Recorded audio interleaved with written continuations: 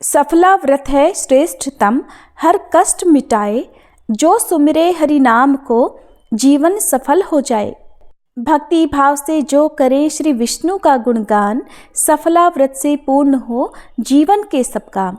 आप सभी को सफला एकादशी की हार्दिक शुभकामनाएं। सफला एकादशी जो कि पौष मास के कृष्ण पक्ष की एकादशी है, इस दिन व्रत रखने से जीवन के हर क्षेत्र में सफलता और समृद्धि के द्वार खुल जाते हैं। इस व्रत को जीवन में शुभ फल प्राप्त करने, पापों से मुक्ति पाने और आत्मिक शांति के लिए विशेष रूप से रखा जाता है। इस दिन भगवान विष्णु की पूजा और व्रत से साधक के जीवन में सकारात्मक ऊर्जा और ईश्वरीय कृपा का वास होता है। तो चलिए आपको बताते हैं इस बार सफला एकादशी का व्रत कब रहेगा, व्रत का पारण कब और कैसे किया जाएगा। इसके अलावा आप जानेंगे इस दिन रहने वाले शुभ मुहूर्तों के बारे में और आप जानेंगे सफला एकादशी व्रत की संपूर्ण विधि के बारे में। इस बार एकादशी तिथि 25 दिसंबर बुधवार की रात 10:30 से शुरू होकर 26 दिसंबर गुरुवार को मध्य रात्रि 12:44 पर समाप्त होगी। इसलिए इस बार 26 दिसंबर गुरुवार को ही केवल एक दिन सफला एकादशी का व्रत रहेगा। सभी वैष्णव जन या ग्रस्त जन एकमात्र इसी दिन एकादशी का उपवास रखेंगे। गुरुवार का दिन भगवान विष्णु को समर्पित होता है और इस बार गुरुवार के दिन एकादशी पढ़ने से इस दिन का महत्व और भी अधिक बढ़ जाएगा। द्वादशी तिथि प्रारंभ होगी 26 दिसंबर गुरुवार की मध्यरात्रि 12:45 से और 28 दिसंबर शनिवार की सुबह 2:26 पर द्वादशी तिथि समाप्त होगी।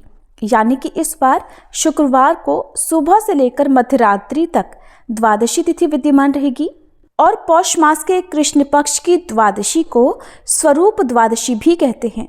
इस दिन भगवान विष्णु के नारायण रूप की पूजा करने का विधान बताया गया है। ऐसा करने से महायज्ञ करने जितना पुण्य मिलता है।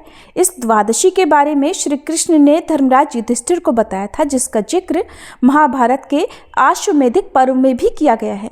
और भगवान विष्णु की पूजा के लिए खास दिन होने से श्री कृष्ण ने इस तिथि को पर्व कहा है। ऐसे में जो भक्त भगवान से बहुत ज्यादा प्रेम करते हों, अटूट विश्वास रखते हों, वो इस बार एकादशी और द्वादशी तिथि दोनों ही दिन उपवास रख सकते हैं यदि आपकी सामर्थ्य हो। 26 दिसंबर गुरुवार को ब्रह्म मुहूर्त रहेगा सुबह 5:33 से 6:21 तक। सूर्योदय होगा इस दिन सुबह 7:10 पर, सूर्यास्त शाम 5:44 पर। प्रातःकाल पूजा का मुहूर्त सुबह 5:50 से 7:12 तक रहेगा। सायंकाल पूजा मुहूर्त शाम 5:32 से 6:54 तक रहेगा। इस बार सुकर्मा योग भी इस दिन बन रहा है, जो कि रात 10:23 पर समाप्त हो जाएगा।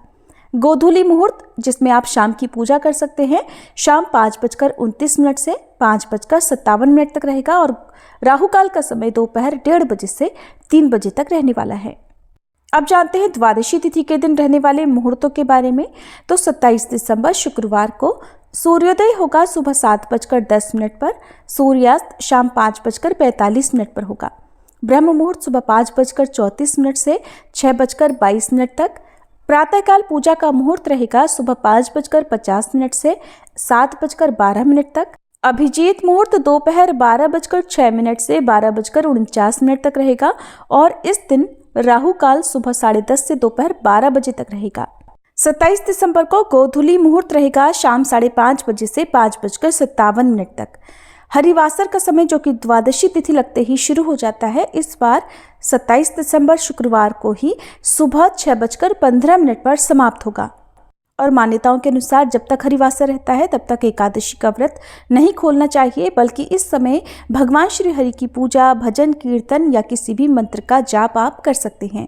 सफला एकादशी व्रत खोला जाएगा 27 दिसंबर शुक्रवार को सुबह 7:10 से 9:50 के बीच में। सफला एकादशी खर मास में पड़ने वाली पहली एकादशी और अंग्रेजी कैलेंडर के अनुसार साल की अंतिम एकादशी होती है।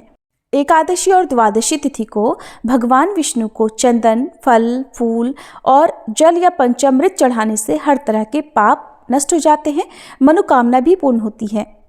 स्कंद पुराण के अनुसार हर महीने की एकादशी और द्वादशी तिथि पर शंख में दूध और गंगाजल मिलाकर भगवान विष्णु या श्री कृष्ण की मूर्ति का अभिषेक करना चाहिए।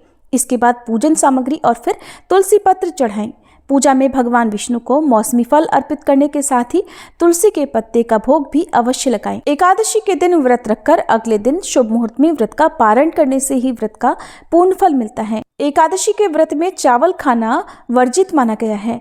वहीं जो भक्त एकादशी का उपवास रखने में समर्थ ना हो, वे केवल भक्ति भाव से भगवान का पूजन करके और चावल का त्याग करके भगवान को समर्पित व्रत की कथा श्रवण करके भी व्रत का पूर्ण फल प्राप्त कर सकते हैं। यदि आप भी अपने कार्यों में सफलता प्राप्त करना चाहते हैं तो आपको भी इस बार सफला एकादशी का उपवास अवश्य रखना चाहिए। इसी शुभकामना के साथ कि श्री हरि आपको आपके सभी कार्यों में सफलता प्रदान करें। आपसे जल्दी ही मिलते हैं सफला एकादशी व्रत कथा की वीडियो में। अगर जानकारी पसंद आई हो तो वीडियो को लाइक जरूर कीजिएगा।